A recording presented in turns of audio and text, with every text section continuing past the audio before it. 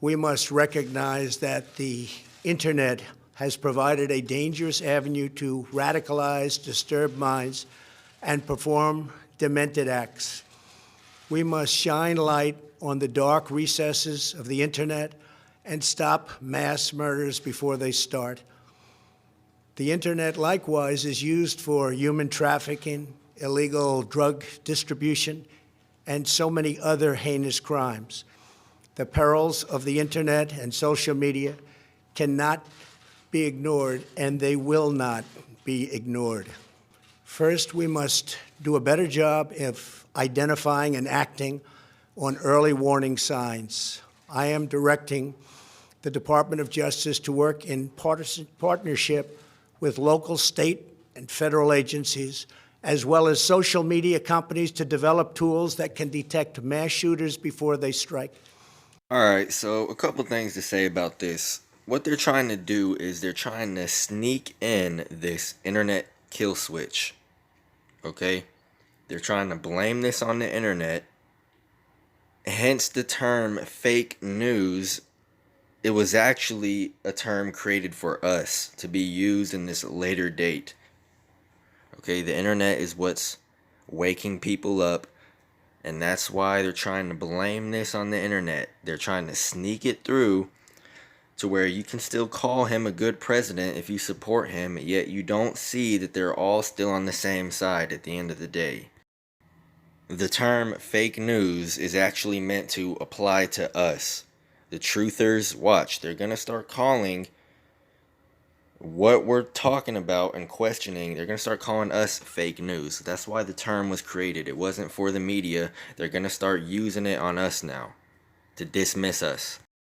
This should really just prove that there's ultimately just one agenda and that they're playing sides and playing the people through the politics, okay?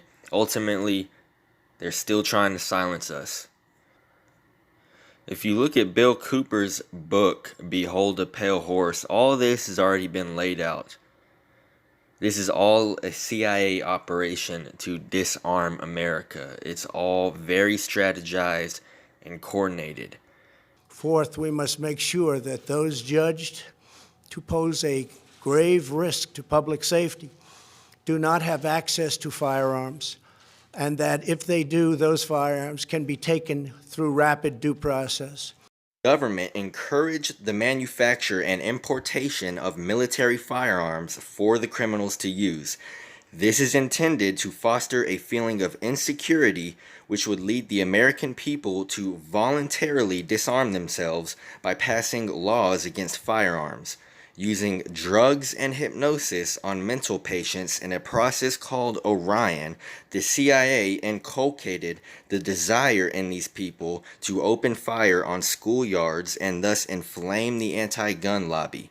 This plan is well underway and so far is working perfectly. The middle class is begging the government to do away with the Second Amendment.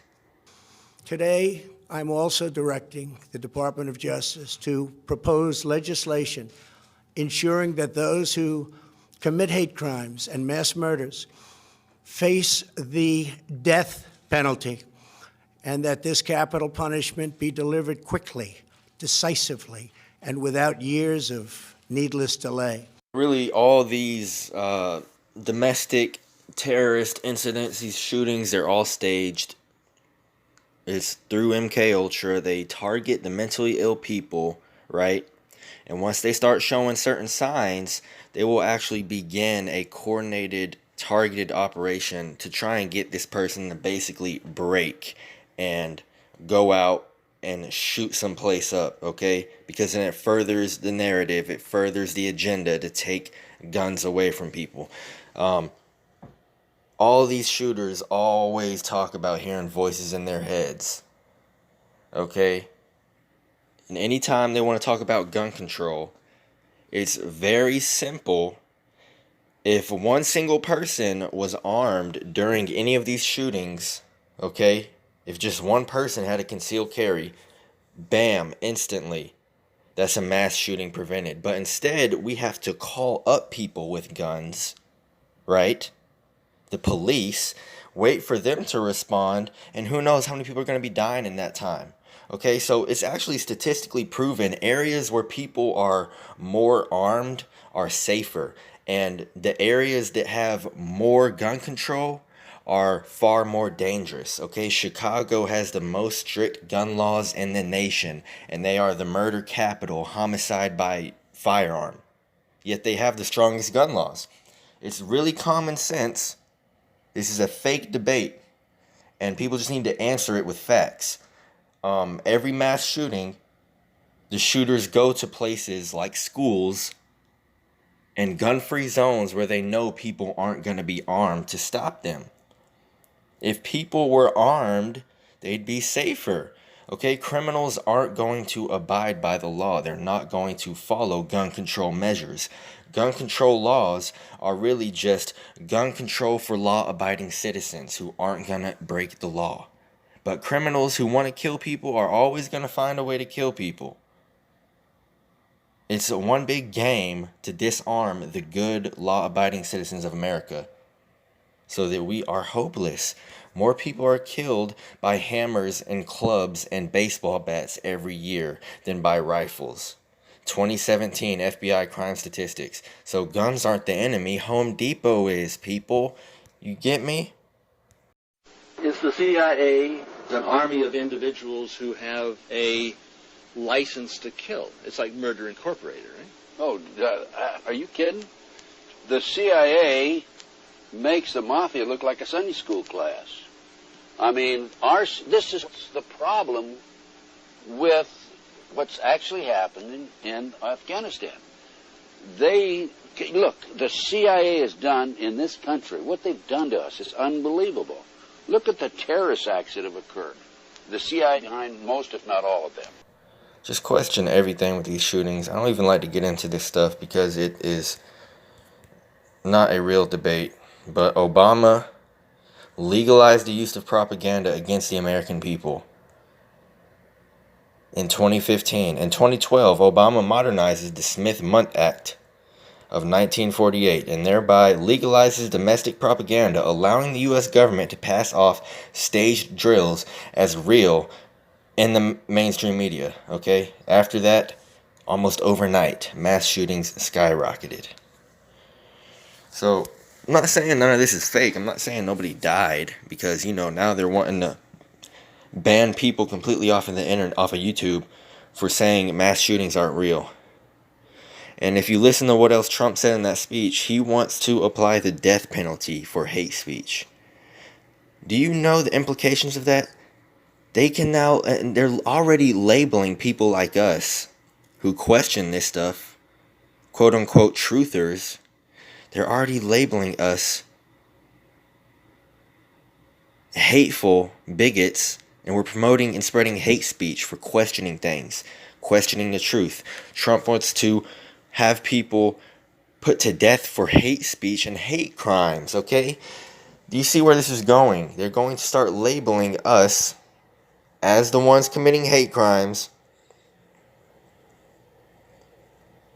and we're the fake news, okay? That's what's going on here, people. We had the Marine Barracks.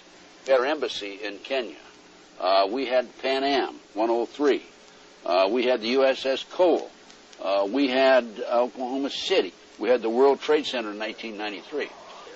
Our government was involved in some of those. I can't say all of them because I don't know, but I do have documentation that there was government implication in some of these. And we'll discuss them as we go. Well, Ted, through. The people out there, I mean you, did you know that the World Trade Center went up when it was bombed internally? That it all was put together by an organization called the FBI. Is that This is 1993. 93. Yeah. Yes. I had and I'll show this on camera, a newspaper article from the New York Times, and it was also an article in the LA Times, by the way, and it's dated October 28, 1993. And it's a result of testimony in the trial, and The informant, the FBI informant in the trial, a fellow named Salam, a 43-year-old former Egyptian army officer. Imam Salam. Right, he was the informant for the FBI. And he recorded his conversations secretly with this. So when it came time for trial, he said, hey, wait a minute, here's what really happened. Now, he told the FBI in advance that they were going to bomb it. He was assigned, given the assignment to put the bomb together. And he went to his supervisor, his FBI supervisor, and said, we're going to put a dummy bomb in here, right? And the FBI supervisor said, no, we're going to put a real bomb. Oh, wait a minute. Let's name names. John Antisef Was the supervisor. Yeah, he was the supervisor for the FBI, and he winds up in with having something to do with the Kenya investigation. So here's a guy who's involved in setting up the World Trade Center for to be blown up, and it resulted in the deaths of six individuals, over 1,000 injured. Nearly $100 million. $500 million. A lot of millions of dollars. Millions of dollars, yeah. And in debt property damage. Right. Now, if justice were done, the FBI agent would be not only in jail, but executed for murder in the first degree. And is the chief suspect in the attack upon the World Trade Center on September 11th, is not the chief suspect the individuals or individual agency that bombed the World Trade Center in 1993? Based on what happened in 1993, the FBI not only knew in advance they were going to bomb the World Trade Center, they furnished the ingredients for the bomb. Based on that, I would say that the FBI is the primary suspect, but also I think we have to consider the CIA. And the reason you have to consider the CIA is because when you skyjack 4 airplanes simultaneously with 19 skyjackers, that is no small operation. That took years to plan, number one, and hundreds of people had to know about it in advance. Now, our government, NSA, was monitoring bin Laden's phone calls in February 1998. Are you going to tell me for 1 minute that we didn't know about this in advance? The CIA had to know about it. The FBI had to know about it. The Mossad had to know about it. Now, MI5, British intelligence, had to know about it. The CIA knows about it. The FBI knows about it. The commander-in-chief, the president, would have to know about it. Of course he does. And that would mean that Bush had prior knowledge, and that would implicate him in reality, if we wanted to face this thing as it really is, in murder in the first degree. Let me explain to the audience what's happened here. Okay, back in the 80s, 1980s, the Department of Justice proposed legislation to fight terrorism. And this legislation took away many of our constitutional rights and civil liberties. One of the authors, a female attorney with the Department of Justice, publicly made this statement. I've got her name on my file someplace, that before this passes, people will have to be killed. Well, so that was the reason, I feel, for the 1993 World Trade Center bombing. Unfortunately for them, fortunately for us, the good guys, there were only 6 people killed, not enough to pass the legislation.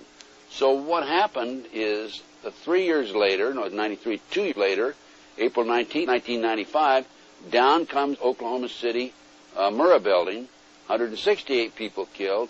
1 year later, the anti-terrorism legislation that takes away many of our constitutional rights and civil liberties is passed. And now with the Twin Towers World Trade Center episode, our Congress is now proposing further restrictions on our constitutional rights and civil liberties. These explosions, these terrorist acts, were an excuse to pass anti-terrorism legislation. And then to implement it. And then yes. And this is what's happening in the world today. And that's why our intelligence people are not only knew about in advance, but probably involved.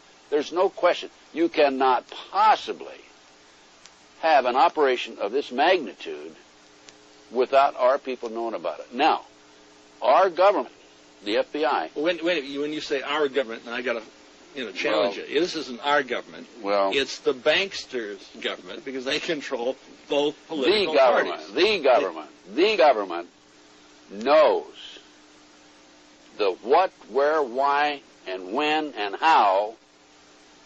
And I had a FBI supervisor brag about this to somebody else, and it got back to me, of every patriot and every militia in the United States. Now, if they know that, are you going to tell me that they're not going to know about the terrorists coming and going? By the way, this operation, based on information that's come out since the attack, the terrorist attack, was planned in England, London, England. The training took place in Afghanistan and in the United States. And these terrorists came in and took pilot training here. And as I said earlier, bin Laden's phone conversations were monitored, according to the press, in February 1998. Are you going to say they didn't monitor them after that? No. Well, wait a minute, no. The NSA employs probably 150,000 people. I don't know what their payroll is. I mean, it's the number of personnel. But they have taps on virtually everybody in America. This was part of the anti-terrorism legislation that was passed after Oklahoma City. Well, that's exactly what Adolf Hitler did when he burnt down the Reichstag. Well, what do you think? At Stanford University near San Francisco, Dr. Harvey Weinstein is an associate professor of psychiatry, and he also counsels students. Karen, why don't you tell me some more about the anxiety that you've been feeling? I feel every time that I sit down at the desk. Dr. Weinstein is a Montrealer who attended medical school at McGill University. But he refused to do his postgraduate work in psychiatry at McGill's Allen Memorial Institute because there his father had been used as a human guinea pig. He says he became a psychiatrist to unravel the horror of what happened to his dad, Louis Weinstein. My father was a 49-year-old Montreal businessman who was successful and dynamic, and whose life was destroyed by a series of treatments. He was someone who became anxious for a relatively short period of time, who went to get some help, and whose life was totally shattered by the experience.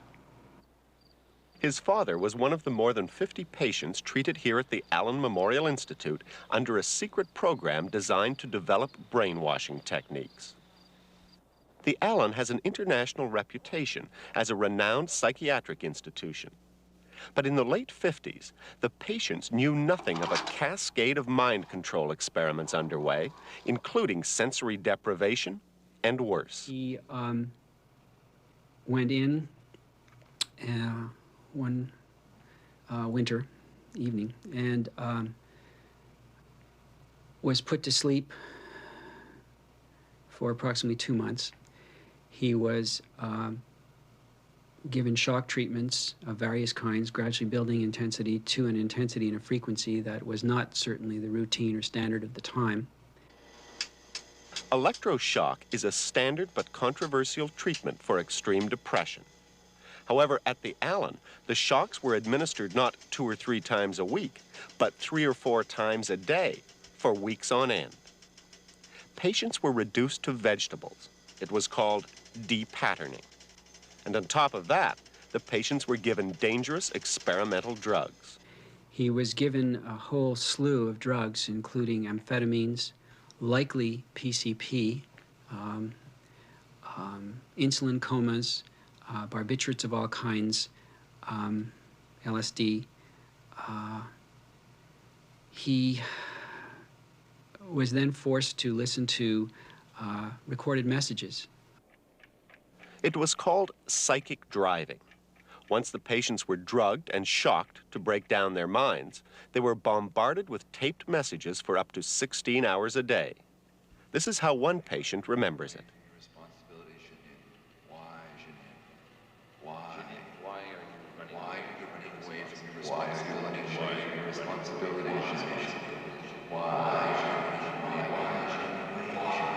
At the end of the time, my father was someone who was unrecognizable to me or to anyone else in the family or his friends. He was someone who could not function in this world, whose perspective didn't extend beyond the next 5 minutes, who had no recollection of the past, and almost no recognition of the present. The CIA was behind it. Documents pried loose in 1979 showed that through a front organization, the Central Intelligence Agency funded what was called the Mkultra project. In Montreal, it was run by Dr. Ewan Cameron. These are the days and hours are the occasions. Cameron had a worldwide reputation as chairman of McGill's Department of Psychiatry and president of both the American and World Psychiatric Associations. And it is his mind, no less, which may destroy mankind. Attracted by Cameron's reputation, Dr. Mary Morrow went to study psychiatry under him. Instead, Cameron persuaded her to become a patient at the Allen. He drugged her, shocked her massively, erased 10 years of her memory, and even today, she has difficulty remembering some names and faces. He decided to ignore all principles, all medical ethics and medical principles. He used one of his own colleagues, me. How low can he get? Well, I suppose it could be said to have originated... It wasn't as though Cameron didn't know what he was doing. The Allen Memorial Institute itself were founded. They were Dr. both Cameron founded was in present at the Nuremberg 1943. trials.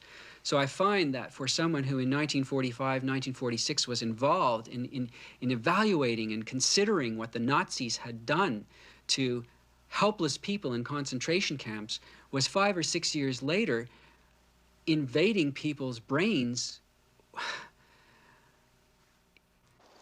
That was more than enough for a huge lawsuit launched 5 years ago by Louis Weinstein and 8 other of Cameron's Canadian patients at the Allen. They sued the CIA for ruining their lives and were willing to settle for as little as $250,000 each. But the case has gone nowhere. In fact, the CIA has tried to dismiss them with $25,000 each as a mere nuisance settlement. We got a lot of stuff out of Gottlieb. Here's one of his depositions. The case is being carried by Joseph Raw, a prominent American civil liberties lawyer. So far, Raw has received no fees, and in fact, his firm has spent $10,000 out of pocket. What he needs most is cooperation and documents from the Government of Canada. When the Fifth Estate case presentation came out in January of '84, we got call after call from the government, what can we do to help? You alerted them. They never made the slightest doubt that we were right. They were saying, what can we do to help? What can we do to speed it up? And we told them. Then why didn't something happen? That is the same question you asked me before about motivation. All I can tell you is nothing did happen. Joe Clark was here for one of the regular meetings. External Affairs Minister Joe Clark raised the issue with U.S. Secretary of State George Shultz last May. Shultz promised to review the issue and passed it on to the State Department's legal advisor. The Canadians had high hopes for a settlement. But after Clark went home, Raw got stonewalled again, and he blames the Canadian government for not following through. What makes you think that it makes a pinch of anything you choose, whether the Canadian government stands up and hollers or not, if the Americans don't want to settle? Because the Americans don't want to settle because they're getting such a free ride. They would have to settle if the Canadian government says, for example, I could settle this thing if I could I could have Joe Clark's position for a day. I'll settle it. What would you do? What would you tell Joe Clark to do? I'd call up George Shultz. I'd say, George, I hate to do this, but the pressure on me is terrible. I'm going to go to the World Court at The Hague in 30 days if this case isn't settled. I'll tell you, this case will be settled because the United States is so red-faced about the way they've treated The Hague that they're not going to be able to let an ally go. The communist government went and they raised hell. Now if an ally went, they'd settle. They'd settle in a minute. What about documents from Canada? I understand there was an apology offered by CIA agents to Canadian intelligence officers. That's absolutely right, but they won't help us at all with that. Isn't that a critical piece of evidence? Well, sure, it's an admission of guilt. There's no question about the outcome. Ultimately, the question is one of time. We have a 79-year-old plaintiff. He's very ill. Is he going to live to see it? Are some of the other plaintiffs going to live to see it? Am I going to live to see it? It's a good question. And it depends. The answer depends, not on us, because the court case will take another 5 or 10 years. It depends on whether the Canadian government, I don't even know which one's in power, because one of them has been as little helpful as the other. Canadian government really gets to work on this and tells the U.S. government they mean it, either by saying they'll go to The Hague or something similar to that. External Affairs Minister Clark writes to us that he's still deeply concerned and intends to raise the issue once again with Schultz when they meet in Calgary next week. But for the victims and their families, time is running out. Harvey Weinstein's father is 79 now and failing. I think it's important that, that people understand what was happening to these Canadians and to my father in particular. Because you hear words like depatterning and psychic driving, and those are the words that Dr. Cameron used in his papers, and they sound very clinical, but don't give one a sense of the horror of this process. Robert Logie of Vancouver, another victim, was depatterned. He was injected with LSD, put to sleep for 23 days, hit with the massive electric shocks, and brainwashed with the recorded messages. I've never been able to sleep without medication since the sleep treatment. I went through years and years and years of severe depressions. I dream about it. All my waking hours, I think about it. It's eating me up. Janine Huard of Montreal went through the same chamber of horrors. She had come for treatment of common depression after childbirth, and that treatment destroyed all of her plans. Not being with my family, not being able to follow a career, not being able to study anymore, which I wanted to do very much. I would say it cost me my life. I don't think we'll have radishes this time, okay? Some of the most brutal drug and electroshock treatment was administered to Val Orlico of Winnipeg, the wife of New Democratic MP David Orlico. Mrs. Orlico had come to Cameron for treatment of depression after childbirth too, and the treatment almost destroyed her life as well. When I first went home to Winnipeg, I attempted to take my own life because I couldn't endure the way I felt. And I have a chronic need. I'm very dependent on other people. And I have a chronic depression, which at times gets worse.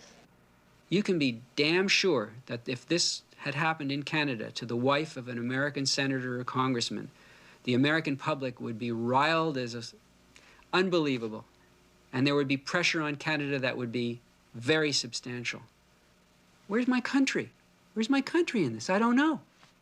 And it hurts, and it makes me angry.